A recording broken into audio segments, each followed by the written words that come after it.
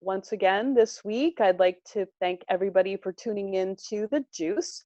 Um, we're enjoying doing it weekly, although at the outset of the initial idea of this workshop program was that we were going to be doing it once a month in the Star Garden space. But we've pivoted, obviously, like most everybody else, to doing all of our programming virtually. So what we've got going on this morning is we have Nadia and Shatawn from GRNoir. And I'm going to let everybody talk a little bit about what their business is. And we have Felisha Rodriguez from Wear Your Curls.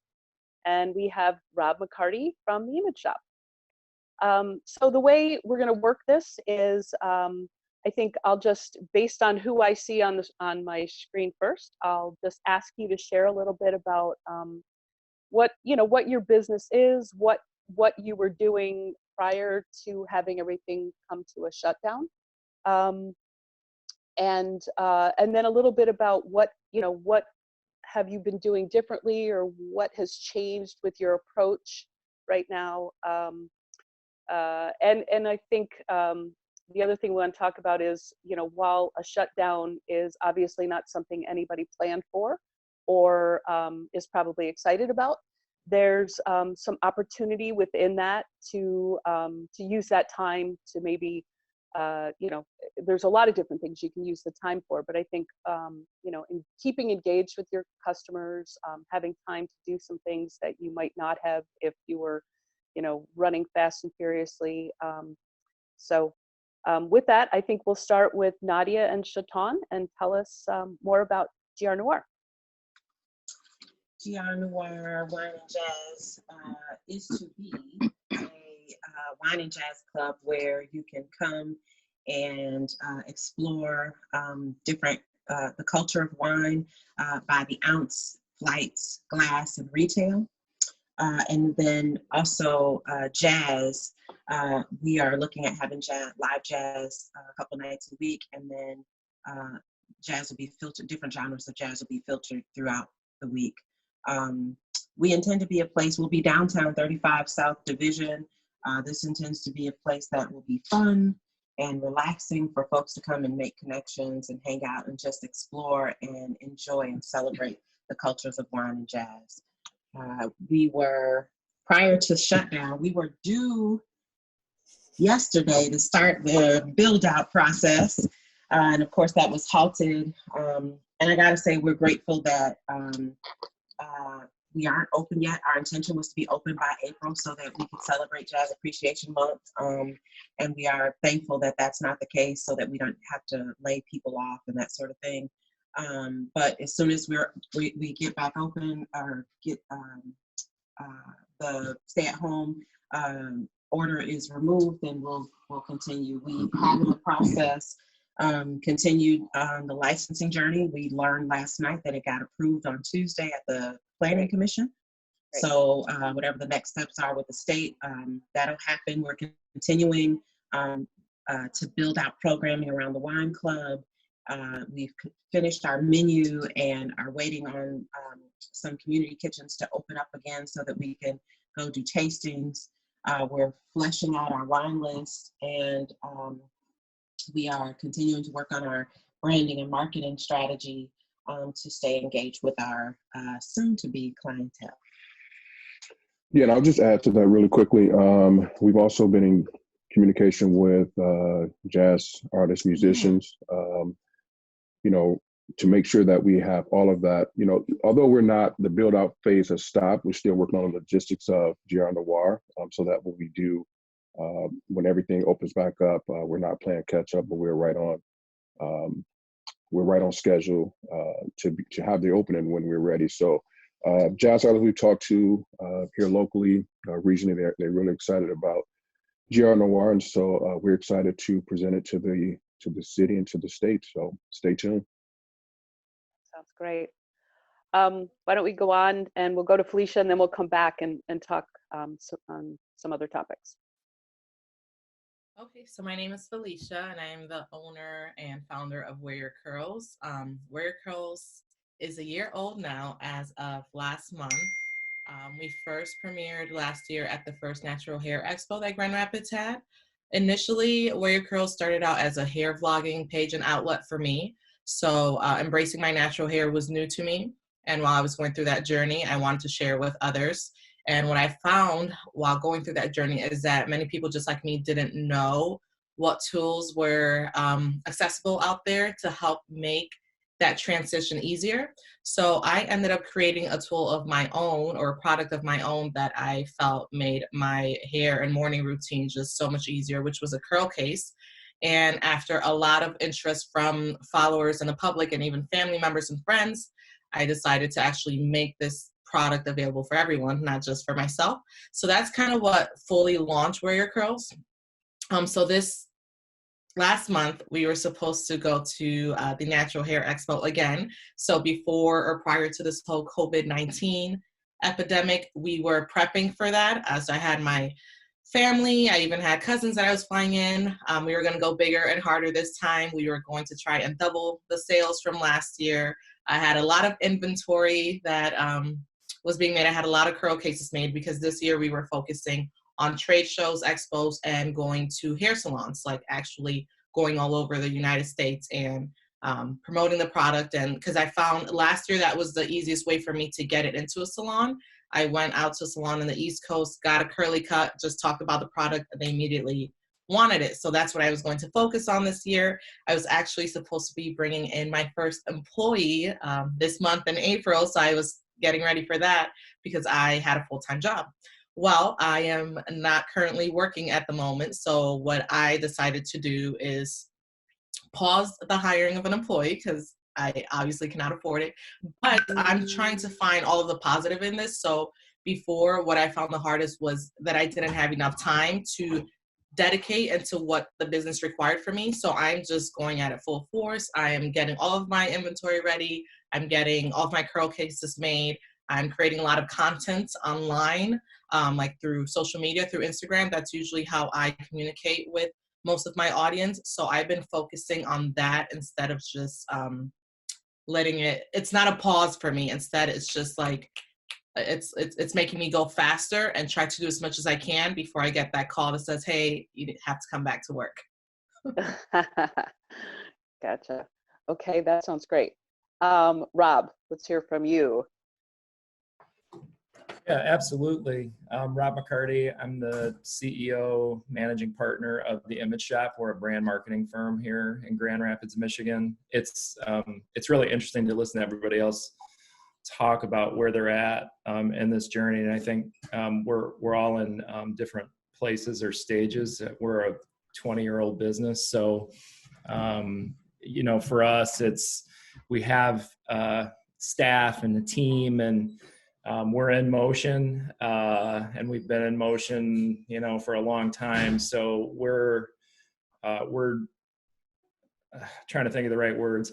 We're not in a position where we're able to jump out in front of like our position or where we're at in the marketplace past. What we're looking at is what adjustments we're going to need to make in our business model to survive moving forward. And those are things that as business owners, we're all having to make decisions on what's the future look like when you can't see or you have no visibility into what the future looks like. A lot of time we're forecasting, we're saying, yeah, well, normally, the summer looks like this, the fall looks like this, the type of work that happens looks like this. And so it's a abrupt change in the cycle. But all that said, we're looking to make those adjustments that we perceive we have to make, and but still continuing on, and we're still duking it out. So we're not in a position where we're pulled back and trying to figure out the things that I think is awesome everybody else is working on right now, because you should be, and it's awesome to hear what you're doing. I am in a jealous, in the life cycle of a business, in a mature business model that we're in. I'm jealous that in a time where I feel like there could be time to do some of this, we don't have a whole lot of it. And we'll probably pay a price in some degree for that, because we won't be able to think about everything we need to move forward because of how we're literally helping other people survive right now. Right. In the mess of what's going on. Yeah, and I mean, you bring up a really interesting point. It's like we're all looking for towards the future. You know, we're all saying, I know, you know, this is going to end at some point, but we don't know when. We don't know how. We don't know what types of businesses are going to come back first, and what does that mean. So it is. I mean, you have to look ahead, and you have to, you know, kind of prepare for that. But you're preparing for the unknown. So, like, for instance, Nadia and Shatawn, how, I mean, do you feel, have you thought about with opening an establishment that is going to have people in it and food and all that? Do you think that there's anything that you can anticipate that you might have to change now moving forward based on how it might look when it? Yeah, we've been grappling with that. You know, everything is gonna look different. You know, once, you know, not just the state of Michigan open back up, but the entire, you know, world when we get back to some sort of normal. So we understand that that's going to be different. And so what we've been, you know, just kind of kicking around, you know, how do we ensure everyone is safe and feels safe, while also not compromising on um, the service that we want to provide. And so although, you know, our goal is to have our wine bar look, you know, really upscale, but we have to consider, you know, having sanitizer pumps, you know, put, you know, in different places throughout, just so that people, you know, feel like they can come in and be okay. And so, you know, it'll be interesting for us because we haven't opened Right. just yet. And so we'll be just like others who will reopen, and then how do they make sure and ensure those, you know, everyone's safety is top priority. So we've been talking, and I'm sure we're going to do a little bit more digging and research and figuring out how do we make that happen so that people do again feel, you know, like they're safe and they're, you know, everyone's healthy and things of that nature. We've also been paying attention to the companies who are coming up with models around 6 foot spaces, Right. which might have implications for the number of people that we have in the space. I think that what we're trying to prepare ourselves for is something that we've never seen before, new ways of being, not shaking hands, not hugging, which is culturally for us is like you hug everybody, you hug, you shake hands, you know, and that's going to be hard. So having, thinking about, do we need to redesign how we are utilizing the space, making sure that there's hand sanitizer, even making sure that there may, possibly masks and gloves, right? That because initially I think everybody's going to be a little hesitant and cautious about going out and sharing space with other folks. And I think till we understand what that new, normal will be, we're going to be paying very close attention to what the data is saying. Yeah, I mean, I think, I think naturally people, we're a really social society, obviously. And so people are missing that connection with other people. And yet now we're afraid, it's like, I'm not sure how I'm supposed to behave now. And, so that is really, it's mind blowing to me. Absolutely mind blowing. And how it affects everything moving forward, I think is, it's fascinating and it's sad kind of to me. So like Felisha, for you, I mean, a lot of what you're saying that you were planning for and that you hope to be able to do is go to shows, go to, and do and be out in the public. And I mean, you hear all kinds of different things about, are there going to be, big sports events anymore? Are there going to be big trade shows? Are there going to be big congregations of people right away? So what is that? How do you think about that?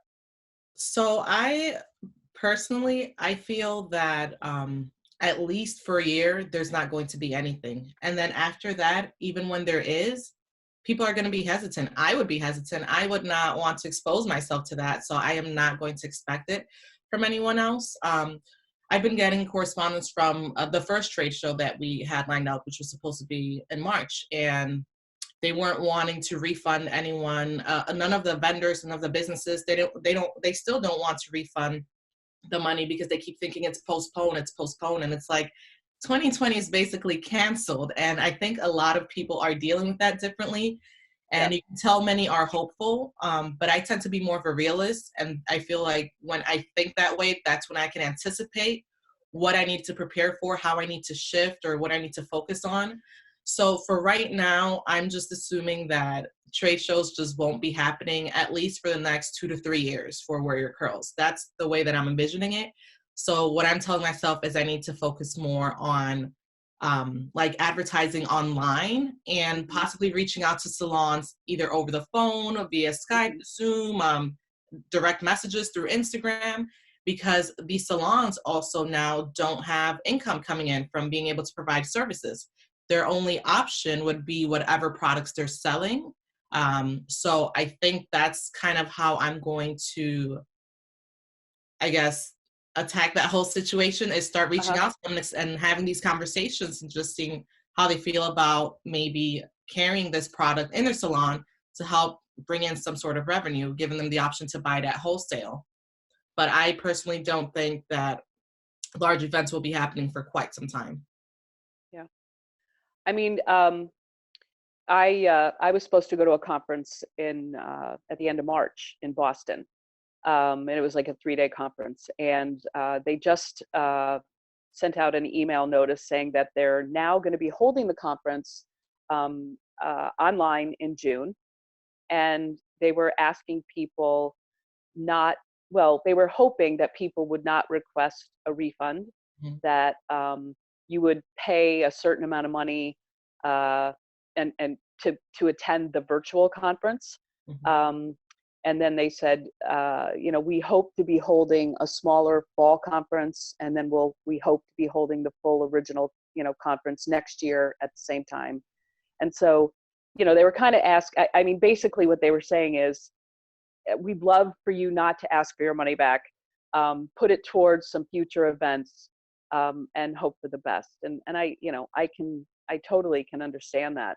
But to be honest with you, the idea of doing a 3-day virtual conference online it's really not that appealing to me. So I don't know. I think I'll bank on hoping that the event happens sometime in the future. But Rob, what do you just kind of initiated that whole topic there about looking towards the future and not know, like, what is it going to look like? And so what are your thoughts there? Sure. And real quick, I know sometimes when I'm on these Zooms, I don't pay attention to the chat, except as whether I'm a panelist or whatever, I try to follow along. So I know Murphy said it, but if anybody's got questions for any of us up here, shout them out so that we can answer them for you. I mean, I spend a lot of time with, C-suite, even now, like via Zoom or whatever, it's still a big part of my life. And I think everything that Felisha said's spot on. I mean, we have a client that's very well established inside of the event industry.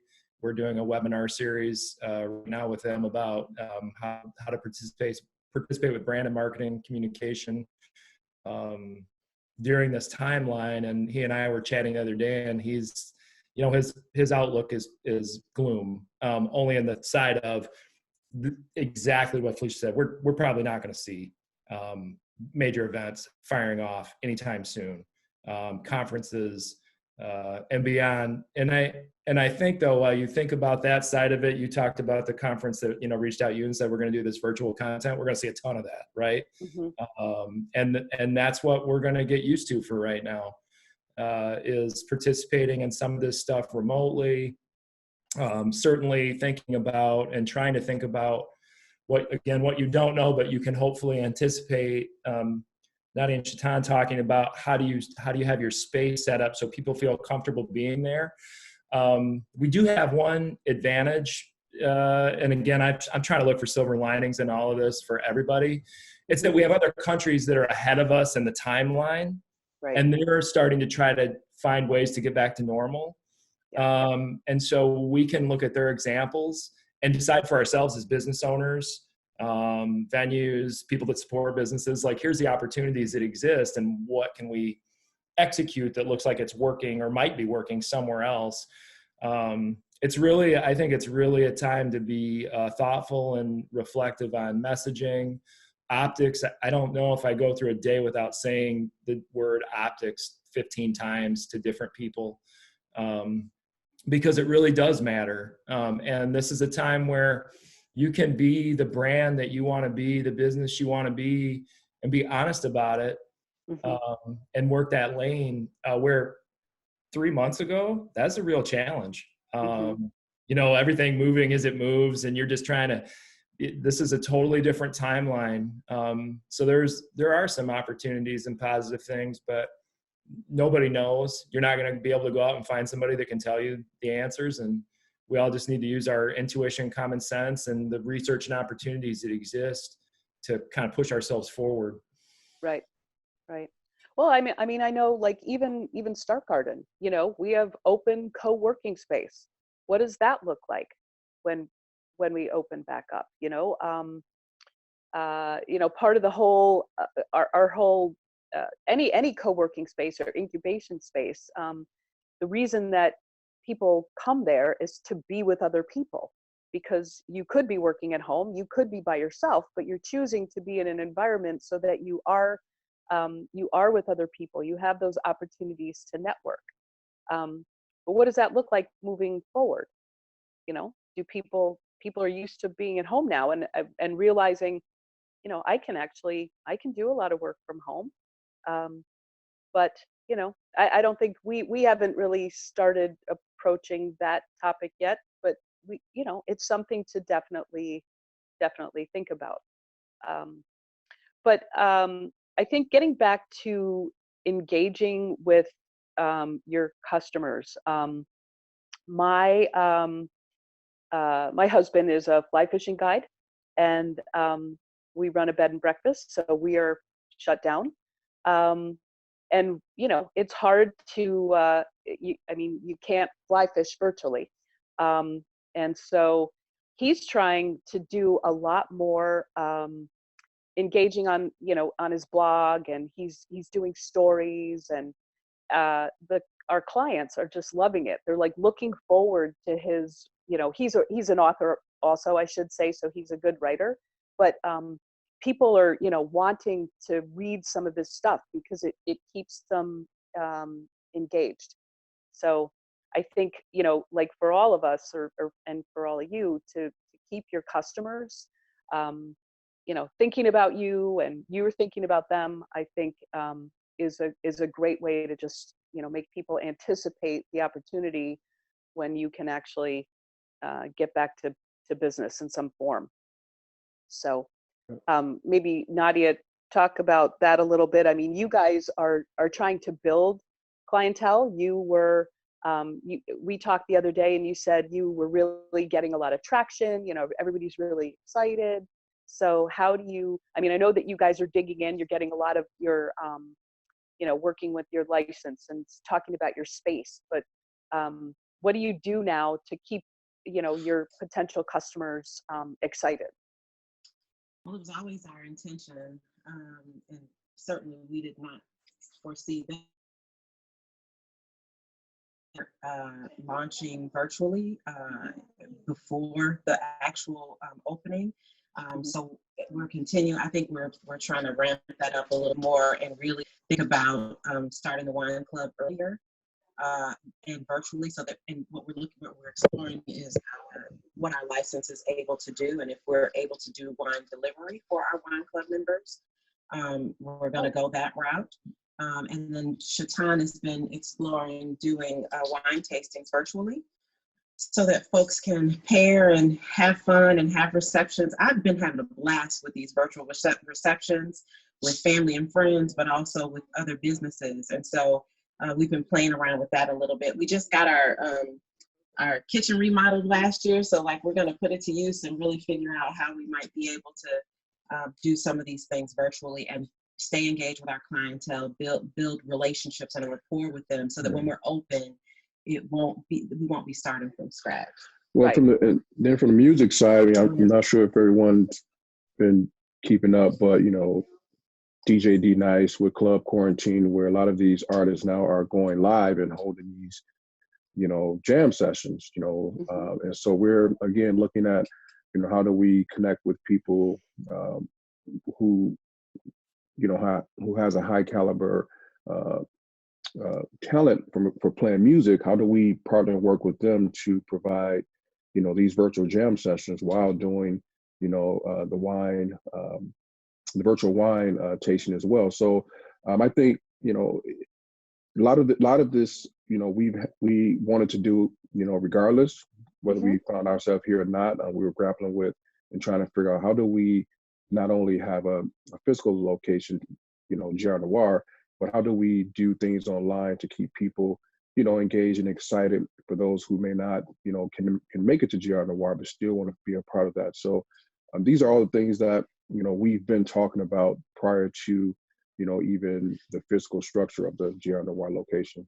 We have some family on the east side of the state who have musical production and engineering background, and they've been doing amazing work connecting with other artists in their own home studios, creating this wonderful music. And so we're going to reach out to them to see if perhaps they would partner with us to do some jam sessions as in connection with some of the tastings. So we're thinking about it. So, and I mean, is this something that that you'll continue moving forward even after you open? What do you think about the virtual piece?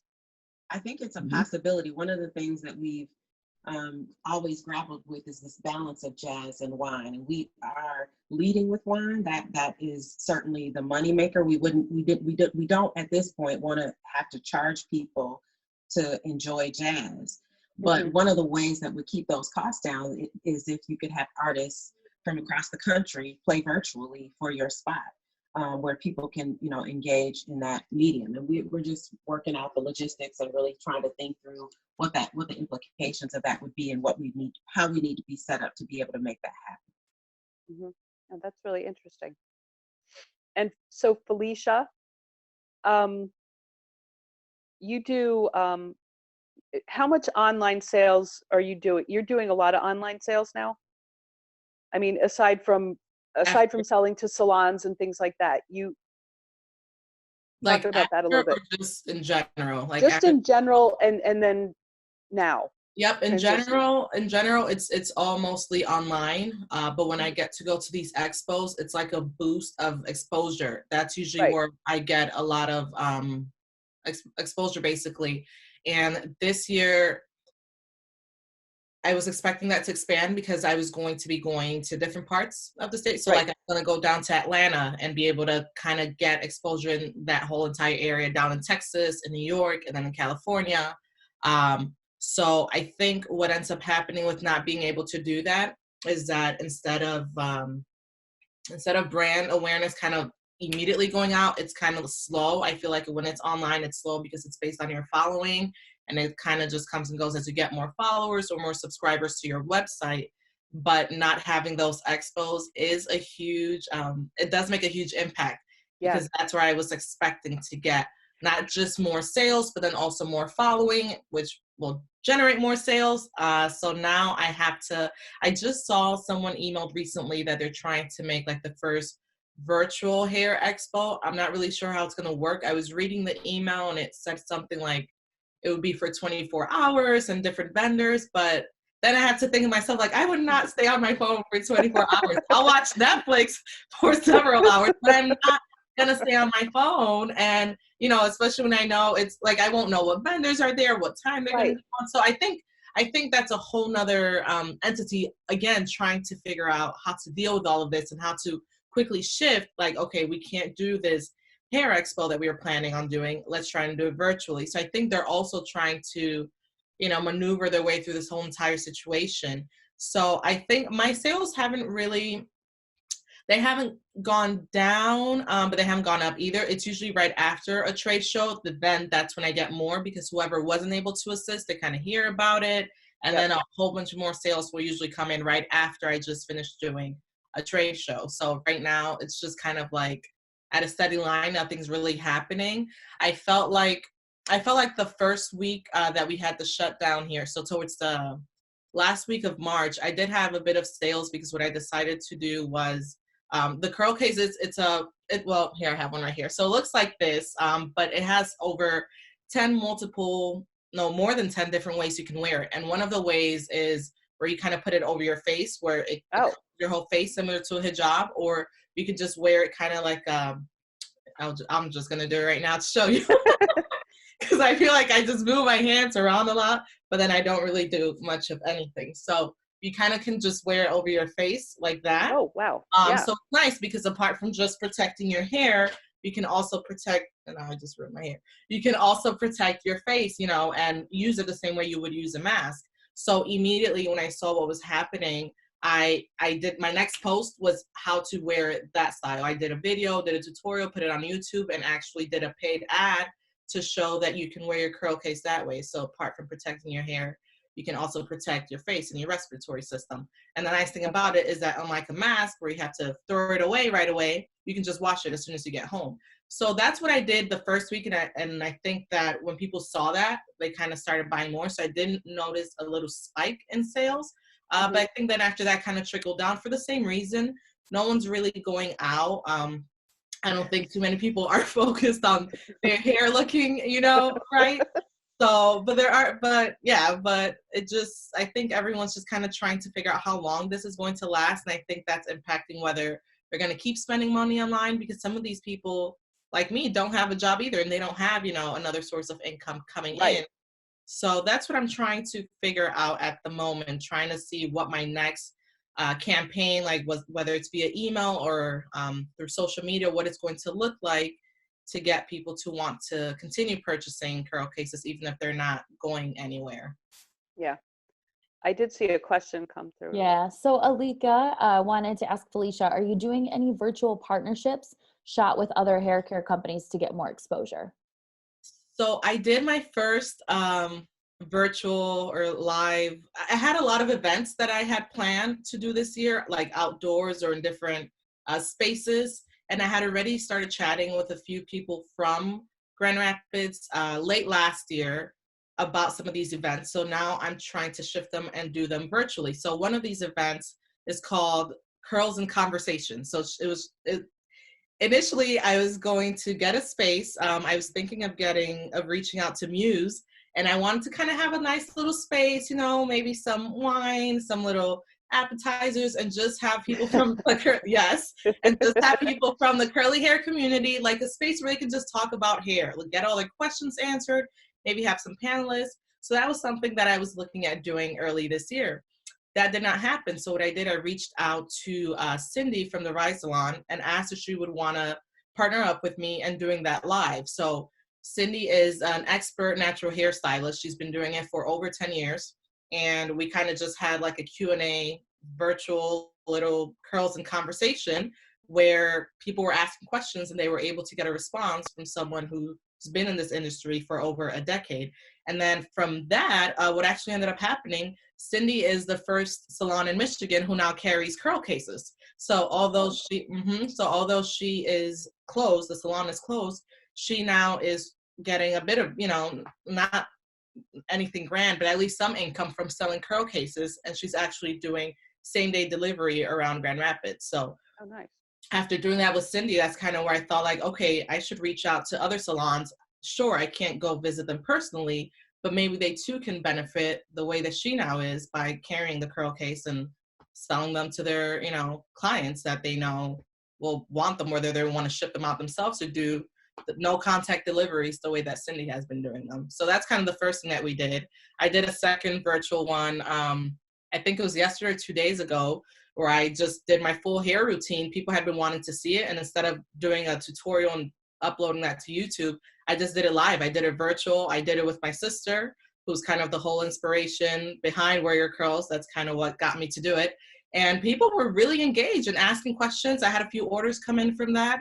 So I think that's what I'm going to continue to do, like just figure out how I can shift these events that I wanted to do in person this year and figure out how I can do them virtually and not have it be the same thing. Still bring something fun to it, you know, whether it's a giveaway, like, okay, we're going to have this virtual event, and from all of the viewers or participants that we have, maybe someone's going to win something at the end of it. So just different things like that I'm trying to come up with to keep people engaged and wanting to participate and still kind of have a connection, even if it's virtual.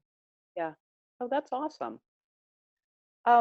So Rob, what are some of your some of the clients that you have? What are they doing? Have you anything unique and interesting, or sort of just? So one thing is the retooling of business has been fast and furious. It's been, from my side of it, it's been really quite impressive to watch happen.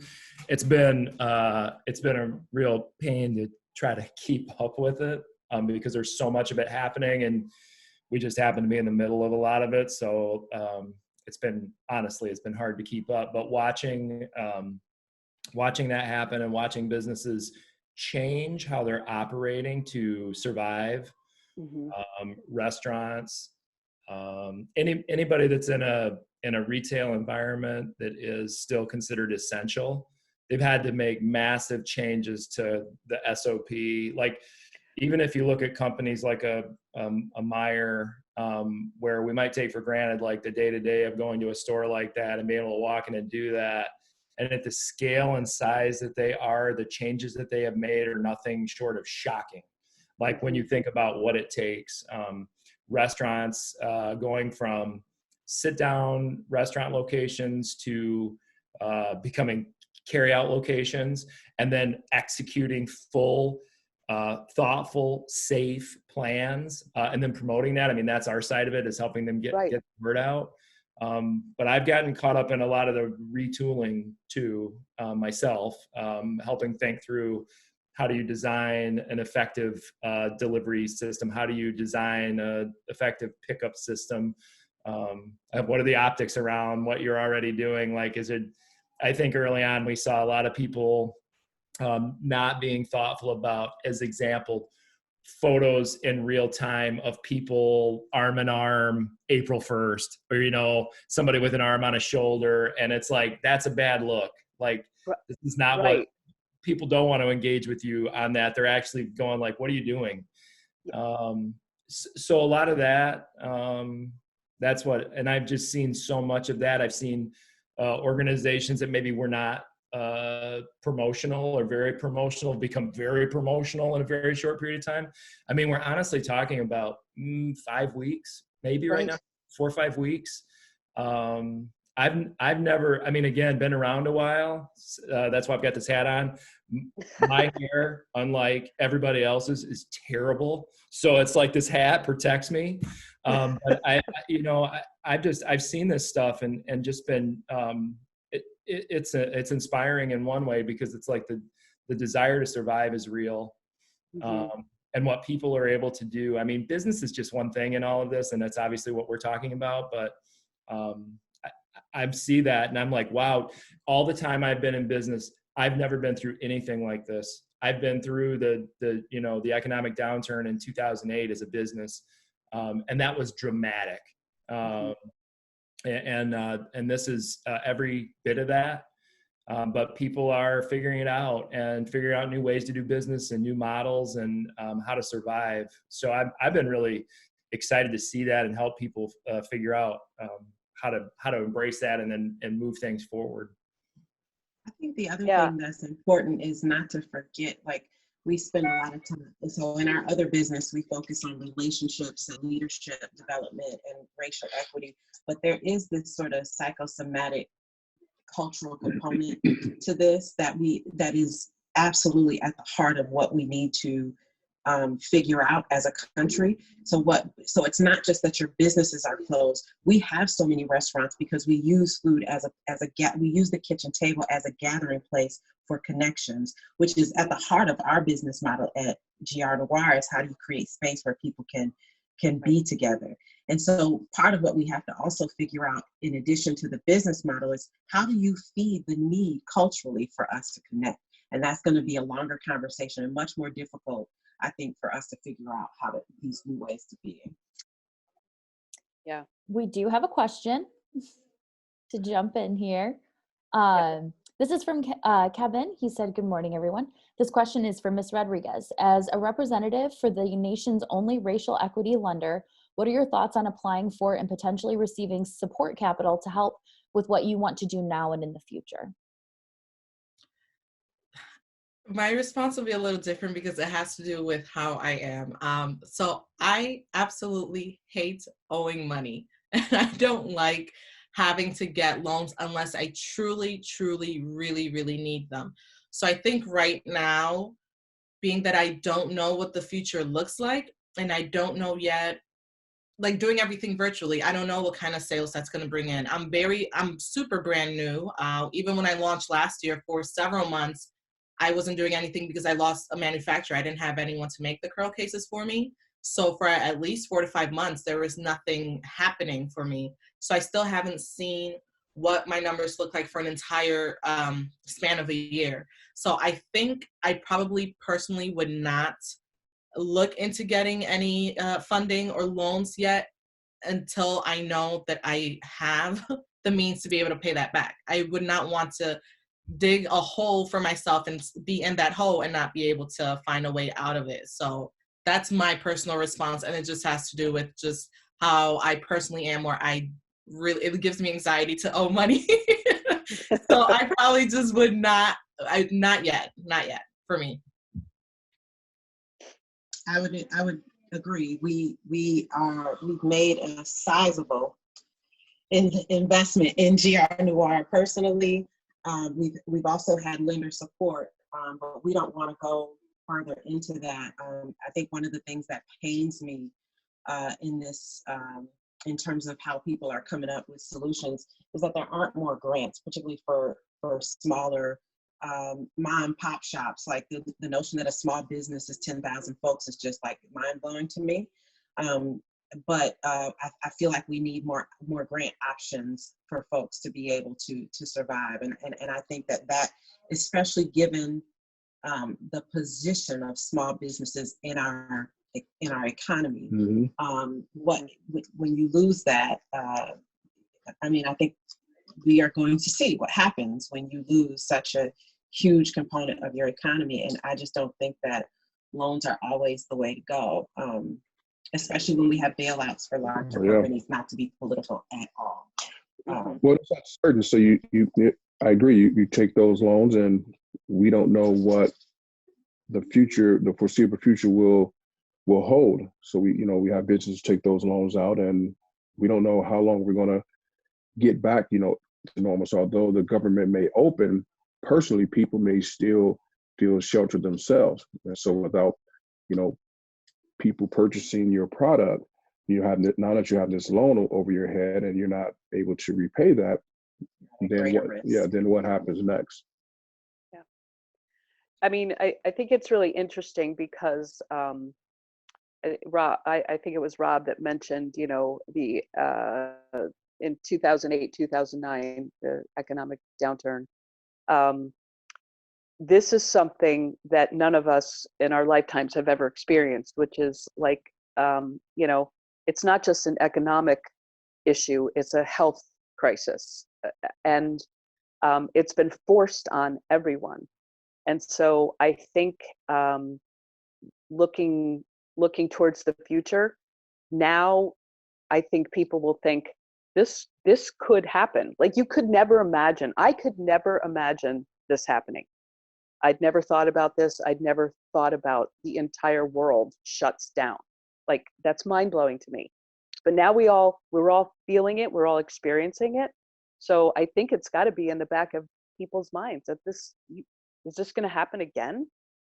Is this so maybe in a sense it makes everybody a little bit more wary, or it makes people more thoughtful when you move forward to have a plan, or to at least know that, it's definitely something that could happen. Let's hope it never does again. But yeah, I think it's crazy to me. Can I go back to one thing? I've been wanting to ask Felisha this, or just kind of maybe comment on it. When you were talking about, the going to the shows where you have the opportunity to meet clients and things like that, I think it's really interesting, and I think it probably is true for a lot of different businesses where, your ability to actually meet potential clients face to face. You're at a show, you meet a salon owner, or you meet a company that might distribute your product.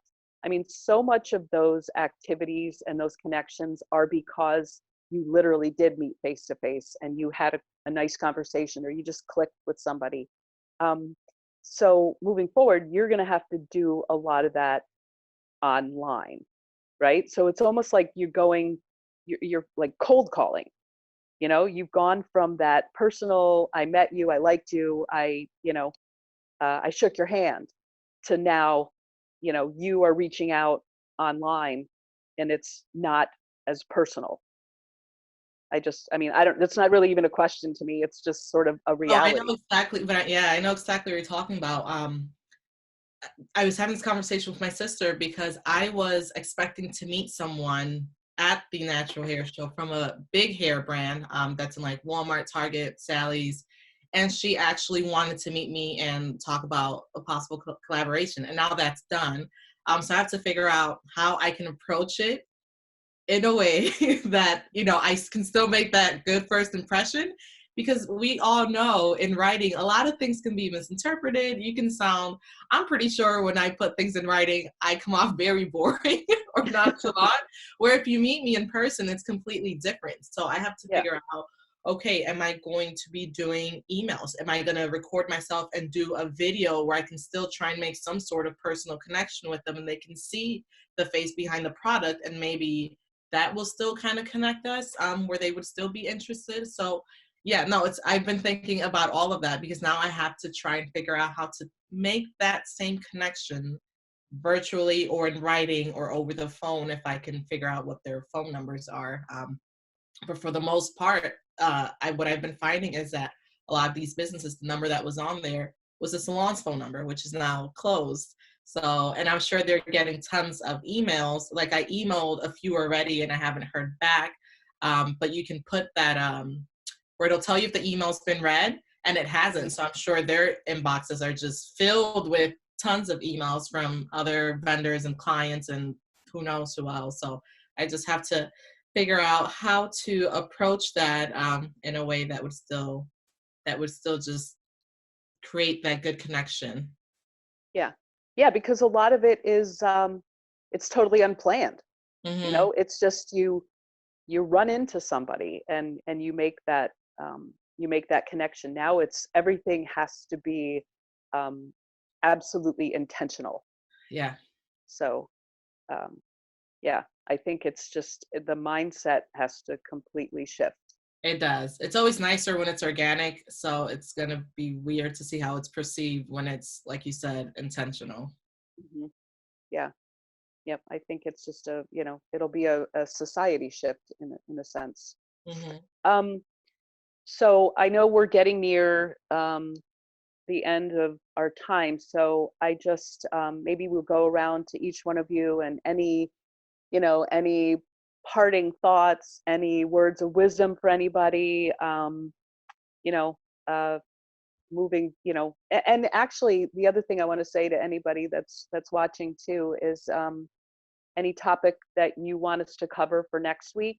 I'm kind of leaning towards thinking that it will be interesting, and I feel like things change, daily with what we're hearing about how things are going to be moving forward, when things are going to start to roll out and open up. But I'm really curious about food establishments.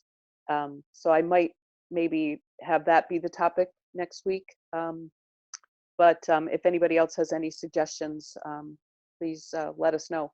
But anyway, Nadia and Shatawn, do you want to kind of wrap up, or parting thoughts? Sure. I guess if I, there, as you're, as we've been on different calls with GRNoir or Brigham Consulting, there's this heaviness, this sense of sadness, this sense of uncertainty during this time. And what I've been trying to encourage and focus and keep myself centered around are looking for opportunities where there are all these silver linings. I think while we'll forever be changed, I think that there are new learnings about humanity that we can lean into, about ourselves, about centering family, and I don't want us to lose that in this time, because I actually think it's the lack of humanity that got us here. And as it relates to GRNoir, I would just say, like, stay tuned. Like, we are still encouraged. We are still excited. Things are still moving in some ways faster now than they were before. And so we're really excited about what's going to jump online for us in the coming months as we await our opening. That's great. Yeah, only thing I would add is, this is different for all of us. We're changed. Will it be for the good? We'll have to wait to see. But my hope is that we all look back and take this moment and not forget the connections we made. We were forced to make because we were not allowed to, be in each other's space physically, which allowed us to dig a little deeper to develop and maintain relationships virtually. And so when we do come through this, and we'll come through it, that, we don't forget that. And, as for GRNoir, just what Nadia said, we're still excited. And I'm sure, people out there are excited for us as well as other businesses. I think the biggest thing we can do is rally around each other when this is all said and done, and show that, we had a moment, but yeah, we're still here, and we'll persevere. We'll get through it. So, everyone be safe.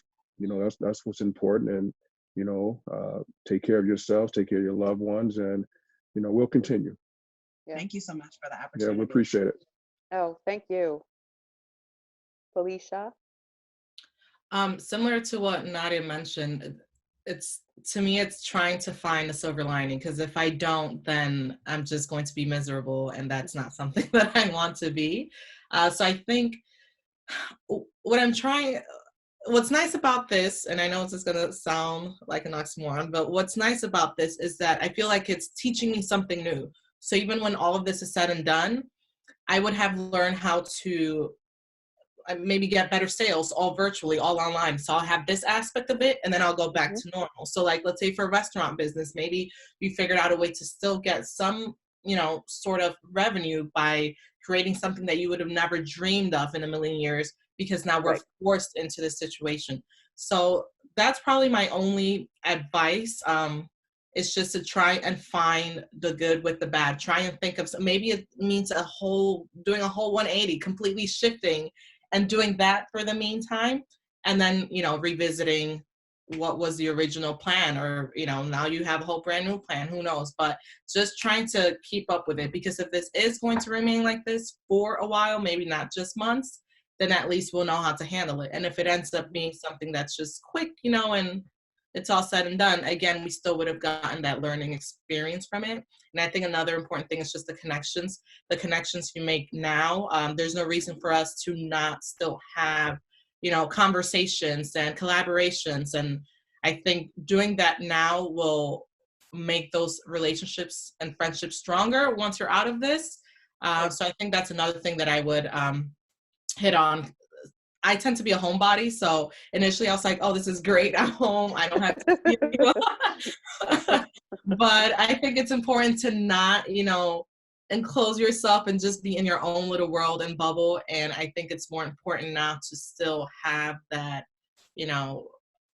just that connection with other humans out there, to just keep us all connected and keep us all sane. And I'll cut it at that, because I can just keep rambling and rambling. But I do also want to say thank you so much for having me as a panelist. I very much enjoyed this. Just having conversations like these with other people, with other businesses, kind of just, it's just like back and forth with just ideas, conversations, or even if you don't get anything from it, like, oh, now I know what to do, but at least you have some sense of calmness knowing that we're all in this together. Exactly. And before we get to Rob, I just, I was just thinking this, I think in a sense, small businesses have the advantage of maybe being able to pivot more quickly and to, look at what you can look at what you're doing and say, oh, okay, I'm going to, maybe do a little bit more of this online.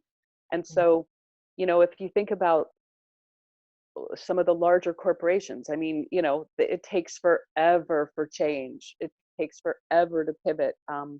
And so, there is a little bit of an advantage of maybe having the opportunity to be nimble a little bit and to make some changes more quickly. I guess I'm not really articulate, but that's the point I'm trying to make.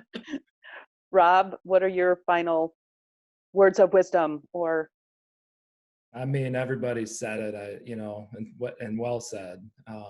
The opportunity right now is to figure out the positive and the negative, and to look forward, think about how and what your opportunities are, and try to, where you see things going, with all the data that you can take in and all the information that's out there, to make good decisions now so that you can survive 3 months, 6 months, 12 months out, knowing that this will end. There may be something else that happens or whatever, but what we're in right now will end eventually. There will be a vaccine. We will become immune. Our world probably changed very drastically for a long time. But we have the opportunity right now to start figuring that out for ourselves and what our businesses are going to look like. And I'm real fortunate to be able to be around all y'all and to work in this space. And I'm excited to be a part, and thank you so much for having me today. Well, thank you. And thank all of you for being here and for, for sharing everything that we've talked about. And I look forward to seeing everybody in person at some point. But I think this is a great way to keep in touch. So thanks again for being part of the Juice this morning. Thank you. Okay, I think we're done. Bye, everybody. Bye. Be safe, be healthy. Mm-hmm.